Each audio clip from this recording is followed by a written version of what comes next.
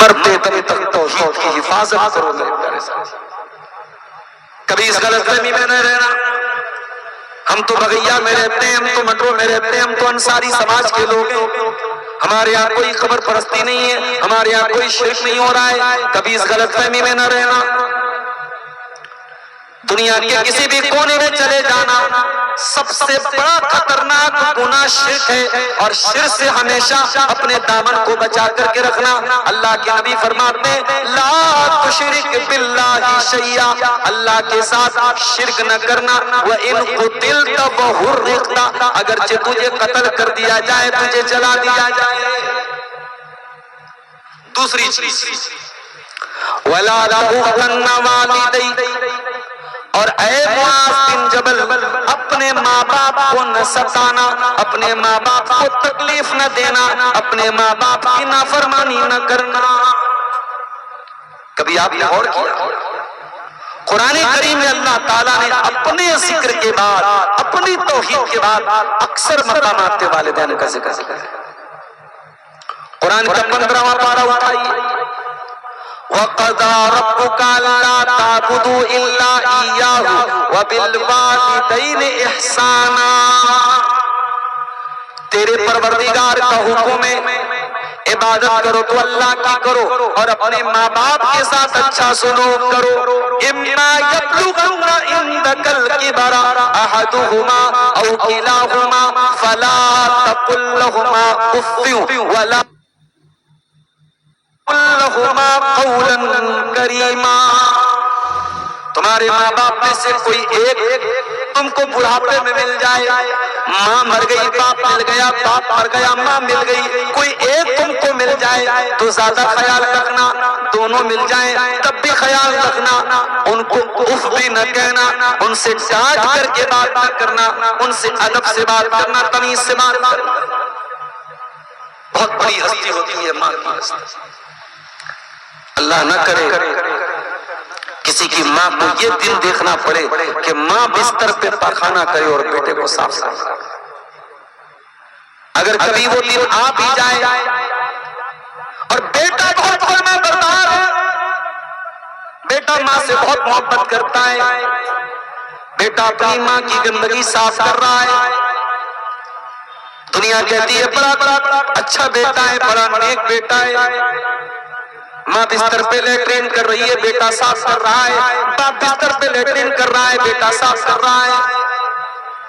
لیکن کبھی غور کرنا میرے پیارے ساتھی, وہ بوڑھی ماں اور بوڑھا باپ جب بستر پہ گندگی کرتے ہیں, بیٹا بیٹی اگر صاف بھی کرتے ہیں تو چہرے پر رومال رکھ کے صاف کرتے ہیں, چہرہ بناتے ہیں, چہرہ بگاڑ لیتے ہیں, بڑی کراہیت کے ساتھ, بڑی ناپسندیدگی کے ساتھ یہ کام کرتے ہیں.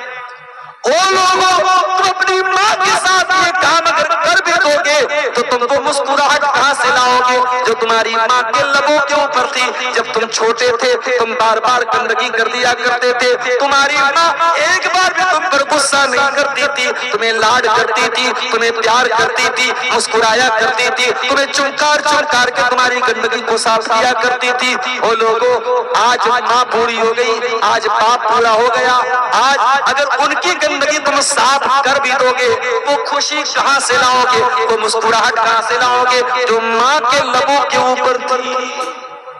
نہیں اتار سکتے تم ان کے احسانات کا بدلہ, نہیں اتار سکتے میرے ساتھ. یمن کا ایک دیہاتی تھا, خانے کعبہ کا طواف کر رہا تھا, اپنی بوڑھی ماں کو کندھے پہ بٹھا کے طواف کر رہا تھا. طواف کرتے کرتے کہہ رہا تھا انی لہا بعیرها المذلل. او لوگوں, آج تو میں اپنی ماں کی سواری بن گیا, آج اپنی ماں کو اپنے کندھے پہ بٹھا کے میں نے خانے کعبہ کا طواف کرا دیا, میں نے عمرہ کرا دیا, میں نے حج کرا دیا. عبداللہ بن عمر بھی وہیں پہ طواف کر رہے تھے, اس نے کہا عبداللہ بن عمر, آج ایسا لگتا ہے میں نے ماں کے دودھ کا قرضہ اتار دیا, میں نے ماں کا حق ادا کر دیا, میں نے ماں کے احسانات کا بدلہ چکا دیا. عبداللہ بن عمر خاموش نہیں رہے, فرمایا ارے نادان, تو ماں کو کندھے پہ بٹھا کے کھانے کعبہ کا طواف کرا کے سمجھ رہا ہے بہت بڑا تیر مار لیا تو نے. وَلَا بِزَفْرَةٍ وَاحِدَةٍ. ارے تیری ماں نے جب تجھ کو جنم دیا تھا، ماں نے جب تجھ کو پیدا کیا تھا، پیدائش کے ٹائم، تجھے جنم دینے کے ٹائم، تیری ماں کی زبان سے، تیری ماں کے منہ سے جو درد بھری آواز نکلی تھی، جو چیخ نکلی تھی، جو آواز نکلی تھی، ابھی تو نے اس آواز کا بھی حق ادا نہیں کیا. یہ ہوتی ہے ماں. ماں کا احترام کرو، باپ کا احترام کرو میرے ساتھی. امام ابو حنیفہ رحمۃ اللہ علیہ نے بڑے امام ہیں، دنیا کو دین سکھاتے ہیں. ان کی ماں ان کے پاس آتی ہے، اے ابو حنیفہ اس مسئلے کا جواب جا کر کے عمر بن زر سے پوچھ گیا. عمر بن زر اس دور کے ایک عالم تھے جو امام ابو حنیفہ کے شاگردوں میں سے تھے. امام ابو حنیفہ ان کے پاس پہنچے، اے عمر بن زر میں آپ کے پاس آیا ہوں مسئلہ پوچھنے. انہوں نے کہا کیا بات کرتے ہیں، آپ ہمارے استاد ہیں، آپ ہمارے پاس مسئلہ پوچھنے آئے. کہا میری ماں کی خواہش یہی ہے، میری ماں کی تمنا یہی ہے، میری ماں اس مسئلے میں میرا فتویٰ نہیں مانگ رہی، آپ کا فتویٰ مانگ رہی ہے، اس لیے میں آپ کے پاس آیا ہوں. امام حیوہ بن شریح بہت بڑے محدث تھے، حدیث پڑھا رہے تھے، درس دے رہے تھے. تمام طلبہ بیٹھے ہوئے حدیث پڑھنے والے. ان کی ماں آتی ہے اور کہتی ہے اے حیوہ جا کر کے مرغی کے بچوں کو دانا دے کے آ جا. مرغی کا دربہ کھول کے مرغی کو دانا دے کے آ. طلبہ حیران رہ گئے، ہمارے استاد سے کیسا کام کرایا جا رہا ہے، ہمارے شیخ سے کیسا کام کرایا جا رہا ہے. استاد نے اشارہ کیا خاموش رہو. خاموشی سے اٹھے، مرغی کا دربہ کھولا اور مرغی کو چارہ دینے کے بعد واپس آ کے حدیث پڑھانے لگے. وہ لوگوں یہ بڑے بڑے امام کا حال تھا، انہوں نے ماں کا احترام کرنا ہمیں سکھایا ہے. اللہ کے نبی فرماتے وَلَا تَعُقَّنَّ وَالِدَيْكَ، اپنے ماں باپ کی نافرمانی مت کرنا. اور اگر تمہارے ماں باپ تم سے یہ کہیں کہ اپنے گھر کو چھوڑ دے، اپنے مال کو چھوڑ دے، تب بھی تو ان کی بات مان. آپ کہیں گے مولانا صاحب یہ تو بڑی ناانصافی کی بات ہے. ماں باپ اگر یہ کہتے بیوی کو طلاق دے دو تو کیا طلاق دے دی جائے؟ یہ تو غلط بات ہو جائے گی. لیکن میں کہتا ہوں اگر ماں باپ واقعی میں کسی صحیح وجہ سے بول رہے ہیں طلاق دے دو، کسی شرعی بنیاد سے بول رہے ہیں، جیسے ابراہیم علیہ السلام نے اپنی بہو کے بارے میں کہا تھا جو بہو ناشکری تھی، جو بہو اللہ تعالیٰ کا شکریہ ادا نہیں کرتی تھی. ابراہیم علیہ السلام نے کہا تھا کہ تمہارا شوہر آ جائے تو کہہ دینا ان یغیر عتبۃ بابک، کہ اپنے دروازے کی چوکھٹ کو بدل لینا.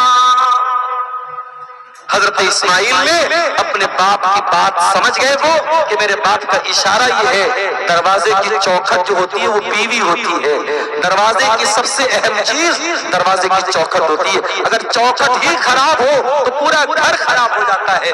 اگر بیوی گڑبڑ ہو، عورت گڑبڑ ہو تو پورا گھر خراب ہو جاتا ہے. اللہ کے نبی صلی اللہ علیہ وسلم کی اس حدیث سے یہ بھی پتہ چلا کہ عورت گھر میں چوکھٹ کی طرح ہے. ابراہیم علیہ السلام کے کہنے پر ان کے بیٹے نے طلاق دی. اسی لیے علماء کہتے ہیں کہ ہر باپ کے کہنے پر بیٹا اپنی بیوی کو طلاق نہیں دے گا. ایسا نہیں ہے کھانے میں نمک زیادہ ہو جائے، کھانے میں مسالہ زیادہ ہو جائے، بیوی کوئی من مرضی کا کام نہ کرے اور شوہر طلاق دے دے اپنے ماں باپ کے کہنے پر، ایسا نہیں ہے. واقعی میں اگر باپ ابراہیم کے جیسا ہو اور ابراہیم کے جیسا باپ اگر اپنے بیٹے سے کہتا ہے کہ بیٹا تو اپنی بیوی کو طلاق دے دے تو بیٹے کو طلاق دے دینا چاہیے.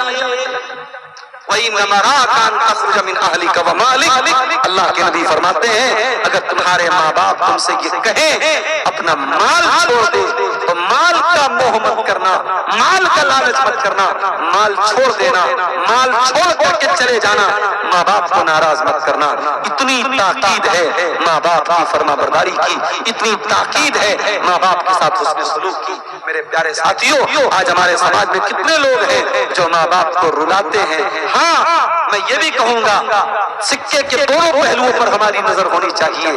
اگر سماج میں ایسی اولاد ہے جو ماں باپ کو رلاتی ہے تو ایسے والدین بھی سماج میں ہم کو ملیں گے جو اپنی اولاد کو رلاتے ہیں، جو اولاد کے ساتھ ناانصافی کرتے ہیں، جو لڑکے لڑکیوں کی شادی میں تاخیر کرتے ہیں، جو لڑکے لڑکیوں کی تربیت میں کوتاہی کرتے ہیں۔ ابھی ہم اس پر بھی بات کریں گے۔ اللہ کے نبی نے یہ دوسری بات کہی کہ خبردار اپنے ماں باپ کی نافرمانی مت کرو۔ اور آگے بڑھیے، تیسری نصیحت، وَلَا تَتْرُكَنَّ صَلَاةً مَكْتُوبَةً مُتَعَمِّدًا۔ اور اے معاذ بن جبل، ایک وقت کی نماز بھی تو جان بوجھ کر کے مت چھوڑنا، اس لیے کہ ایک ٹائم کی نماز بھی جو جان بوجھ کر کے چھوڑتا ہے فقط بریت من ذمۃ اللہ، اللہ تعالیٰ کی حفاظت سے نکل جاتا ہے۔ پتہ یہ چلا جو پانچوں ٹائم کی نماز پڑھتا ہے وہ اللہ تعالیٰ کی سرکشا میں آ جاتا ہے، وہ اللہ تعالیٰ کی سیکیورٹی میں آ جاتا ہے، اور جو ایک ٹائم کی نماز بھی جان بوجھ کر کے چھوڑتا ہے وہ اللہ تعالیٰ کی سیکیورٹی سے باہر نکل جاتا ہے۔ آج ہمارا حال کیا ہے؟ رات پر جلسہ سنتے ہیں اور صبح فجر کی نماز میں ہی غائب ہو جاتے ہیں۔ مسجدوں کی کمی نہیں ہے ہمارے گاؤں میں، کمی ہے تو نمازیوں کی کمی ہے میرے پیارے ساتھی۔ مسجد تو بنا لی شب بھر میں ایمان کی حرارت والوں نے، من اپنا پرانا پاپی تھا برسوں میں نمازی بن نہ سکا۔ اور یہ بھی یاد رکھو جس سماج میں نماز کے معاملے میں لاپرواہی ہوگی وہاں نشہ بھی پایا جائے گا، وہاں زنا بھی پایا جائے گا، وہاں شراب بھی پائی جائے گی، وہاں حرام کاری بھی پائی جائے گی۔ ایک نماز ایک ایسی چیز ہے جو بہت ساری برائیوں کو کنٹرول کرتی ہے۔ اسی لیے اللہ قرآن میں کہتا ہے اقم الصلاۃ، نماز قائم کرو، ان الصلاۃ تنہا عن الفحشاء والمنکر، یہ نماز تم کو بے حیائی سے روکتی ہے، یہ نماز تم کو برائی سے روکتی ہے۔ قرآن کا 16واں پارہ اٹھاؤ، سورہ مریم میں اللہ فرماتا ہے فخلف من بعدہم خلف اضاعوا الصلاۃ، نبیوں کے جانے کے بعد ایسے نالائق لوگ آئے جنہوں نے نمازوں کو برباد کیا، واتبعوا الشہوات، اور جنہوں نے خواہشات کی اندھی پیروی کی، فسوف یلقون غیا، ایسے لوگ جہنم میں ڈالے جائیں گے۔ جو خواہشات کی اندھی پیروی کرے گا جہنم کی آگ میں ڈالا جائے گا۔ میرے پیارے ساتھیوں، نماز کی پابندی کیجیے۔ اللہ کے نبی نے ایک ٹائم کی نماز چھوڑنے پر یہ نتیجہ بتایا ہے کہ اللہ تعالیٰ کی حفاظت سے انسان نکل جاتا ہے۔ اور آگے بڑھیے، چوتھی نصیحت، وَلَا تَشْرَبَنَّ خَمْرًا، اور خبردار شراب مت پینا، فَإِنَّهُ رَأْسُ كُلِّ فَاحِشَةٍ، یہ شراب ہر گندگی کی جڑ ہے۔ شراب پی لیا انسان نے، نشے میں ہے، اب وہ کس کو ٹچ کر دے گا، کیا بول دے گا، کون سی گالی بک دے گا، کس کا مرڈر کر دے گا۔ ابھی آپ نے دیکھا ارریا کا فاربس گنج کا وہ لائیو ویڈیو بنا ہے، سریعام کس طریقے سے ایک انسان دوسرے انسان کا سر کاٹ کے، ایک مسلمان شاید وہ آٹو ڈرائیور تھا، اس کا جو ہے اس نے سر دھڑ سے الگ کر دیا، سر الگ رکھا ہوا ہے، دھڑ الگ رکھا ہوا ہے، مین روڈ پر، یہ آپ کے جھارکھنڈ سے بہت دور نہیں، ارریا کا علاقہ فاربس گنج کا علاقہ۔ مجھے نہیں معلوم کہ وہ نشے کی حالت میں تھا کہ نہیں تھا، لیکن جس طریقے سے یہ واقعہ دیکھنے میں لگ رہا ہے اس بات کا امکان ہے کہ وہ نشے کی حالت میں تھا۔ ریپ کے زیادہ تر کیسز نشے کی حالت میں ہوتے ہیں۔ نشے کے بعد انسان کے اوپر شیطان سوار ہوتا ہے میرے سارے ساتھ۔ آج جھارکھنڈ کی سرزمین پر آپ جس علاقے میں رہتے ہیں، میں جانتا ہوں کہ آپ کے آس پاس آدی واسی لوگ بھی رہتے ہیں۔ ابھی ہم لوگ ایک مرتبہ سڑک پہ چل رہے تھے، آدی واسیوں کی کوئی شادی تھی، ہمارے اسی جھارکھنڈ کے علاقے کے بھائی ہمارے ساتھ بیٹھے تھے، انہوں نے کہا مولانا ان کی عورتیں بھی شراب پیتی، مرد اور عورت اور سب نشے میں دھت تھے اور ناچ رہے تھے، بیچ روڈ پہ ناچ رہے ہیں۔ اب ان کو زیادہ ہم چھیڑ بھی نہیں سکتے، ہم کو جانا بھی ہے، وہ ہماری بھاشا بھی نہیں سمجھتے، بڑا کبھی کبھی مسئلہ پیدا ہو جاتا ہے۔ اس علاقے میں جہاں شراب کا اتنا چلن ہے، میرے نوجوانوں آپ کی ذمہ داری اور بڑھ جاتی ہے۔ جب گناہ آسان ہو جائے، جب گناہ آسانی سے مل رہا ہو، اس ماحول میں گناہ سے اپنے دامن کو بچانا یہ مشکل ہوتا ہے۔ کی سرزمین پہ چلے جائیں، وہاں بھی شراب بہت عام ہے۔ چائے کے ہوٹل میں آپ چائے پینے چلے جائیں، وہاں بھی شراب پلا رہی ہے۔ کسی ہوٹل میں کھانا، یہاں تک کہ مسلم ہوٹل میں گیا، وہاں بھی دیکھا میں نے شراب رکھا ہوا ہے۔ اللہ رحم کرے، اللہ معاف کرے۔ اس قدر عام ہے وہاں پہ شراب۔ میرے پیارے ساتھیوں، شراب اسلام کی نظر میں صرف حرام نہیں ہے، شراب ہر برائی کی جڑ ہے۔ اور اسی لیے اللہ کے نبی فرماتے ہیں جو شراب پیتا ہے، جو نشہ کرتا ہے، اللہ تعالیٰ ان یسقیہ اللہ من طینۃ الخبال، اللہ تعالیٰ شرابی آدمی کو، نشہ کرنے والے انسان کو اللہ تعالیٰ جہنمیوں کا پیپ اور مواد پلائے گا۔ تو نے دنیا کی وہ گندی چیز پی تھی، اب آخرت میں بھی تو گندی چیز پیے گا۔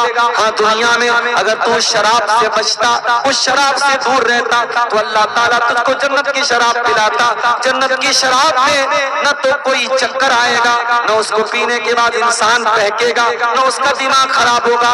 جنت کی شراب بھی پاک شراب ہوگی، شراباً طہورا، پاک شراب ہوگی جنت کی۔ جو دنیا میں شراب پیے گا اس کے لیے جنت کی شراب حرام ہے۔ میرے پیارے ساتھیوں، اس لیے اللہ کے نبی نے فرمایا وَلَا تَشْرَبَنَّ خَمْرًا، خبردار شراب مت پینا، شراب ہر برائی کی جڑ ہے۔ عثمان غنی رضی اللہ تعالیٰ عنہ ایک واقعہ بیان کرتے ہیں۔ پہلے کے دور میں ایک اللہ کا بہت نیک بندہ تھا، اس دور میں بہت بدچلن عورت تھی۔ اس بدچلن عورت نے اس اللہ کے نیک بندے کو اپنے جال میں پھنسانے کے لیے پلان رچا، اور ایک کمرے میں جہاں شراب کا پیالہ بھی رکھا تھا اور ایک چاقو رکھا تھا اور ایک چھوٹا بچہ تھا، اور وہاں پر دھوکے سے اس نے ایک انسان کو بلانے کے بعد اس فاحشہ عورت نے، اس بدچلن عورت نے کہا اب تو یہاں تم آ چکے ہو، اب یہاں سے بھاگنے کا تمہارے پاس کوئی راستہ نہیں ہے، 7 دروازوں کے اندر تمہیں رکھا گیا ہے، اب یہاں پہ تمہارے سامنے 3 چوائس ہے، یہ شراب کا پیالہ ہے، یہ شراب کی بوتل ہے، یا تو تم ایک پیالہ شراب پی لو، یا دوسرا راستہ یہ ہے کہ تم میرے ساتھ ریپ کرو، میرے ساتھ تم زنا کرو، اور تیسرا راستہ یہ ہے کہ چاقو اٹھا کر کے اس بچے کو قتل کر دو۔ اس متقی انسان نے سوچا بچے کو قتل کرتا ہوں تو یہ ہتیا ہو جائے گی، بڑا گناہ ہو جائے گا، عورت کے ساتھ زنا کرتا ہوں یہ بھی بہت بڑا گناہ ہو جائے گا، شراب پی لیتا ہوں یہ ہلکا گناہ ہے۔ شراب پیا اس نے، اور جب ایک مرتبہ شراب پیا اور نشہ چڑھا تو پوری شراب کی بوتل پی گیا، اور جب نشے میں پاگل ہو گیا تو عورت کے ساتھ زنا بھی کرتا ہے اور اس بچے کو قتل بھی کر دیتا ہے۔ حضرت عثمان غنی یہ واقعہ بیان کرنے کے بعد کہتے ہیں او لوگو شراب سے بچو، شراب ام الخبائث ہے، تمام برائیوں کی جڑ ہے، تمام برائیوں کی ماں ہے۔ اور آج ہمارا نوجوان بہت آگے نکل چکا ہے، اب شراب تو بہت چھوٹی چیز ہو گئی، اب تو ڈرگس کا نشہ ہو رہا ہے، اب تو ہیروئن اور افیم اور گانجا اور چرس اور اتنی چیزوں کا نشہ ہو رہا ہے آپ سوچ نہیں سکتے۔ یعنی بہت سارے دوا کے سیرپ ایسے ہیں، بہت سارے میڈیکل اسٹور پہ ملنے والی دوائیں ایسی ہیں جن کو سیرپ، جن کو نشہ بنا کے نوجوان استعمال کر رہا ہے۔ میرے پیارے ساتھیوں، میں ایسے نوجوانوں سے ایک ہی اپیل کروں گا، اللہ کے واسطے ہر طریقے کے نشے کو چھوڑ دو۔ یہ جو تم نشے کا راستہ اپنا رہے ہو یہ خودکشی کا راستہ ہے، یہ سوسائڈ کا راستہ ہے۔ اپنے آپ کو ہلاک نہ کرو، اپنے پریوار پر ترس کھاؤ، اپنے ماں باپ پر ترس کھاؤ۔ تمہاری ماں نے بڑی محنتوں سے تمہیں پالا ہے، تمہارے باپ نے بڑے سپنے دیکھے ہیں تمہیں لے کر کے، تم نشہ کر کے اپنے ماں باپ کے سپنوں کو مت توڑو۔ اللہ کے واسطے شراب سے، نشے سے، گٹکھے سے، سگریٹ سے، ہر قسم کے ڈرگ سے میرے نوجوان ساتھیوں اپنے آپ کو دور رکھو۔ اللہ کے نبی چوتھی نصیحت کر رہے ہیں شراب مت پیو کیونکہ شراب یہ تمام برائیوں کی جڑ ہے۔ 5ویں نصیحت وَإِيَّاكَ وَالْمَعْصِيَةَ، اور اے معاذ بن جبل تم اللہ تعالیٰ کی نافرمانی مت کرنا، گناہ مت کرنا۔ فَإِنَّ بِالْمَعْصِيَةِ عَلَّ سَخَطُ اللَّهِ، اس لیے کہ گناہ کرنے سے اللہ تعالیٰ ناراض ہوتا ہے۔ جب آپ کوئی گناہ کا کام کریں گے آپ کے بچے پر بھی اثر پڑے گا، بیوی پر بھی اثر پڑے گا، گھر کے ماحول پر بھی اثر پڑے گا، روزی روٹی پر اثر پڑے گا۔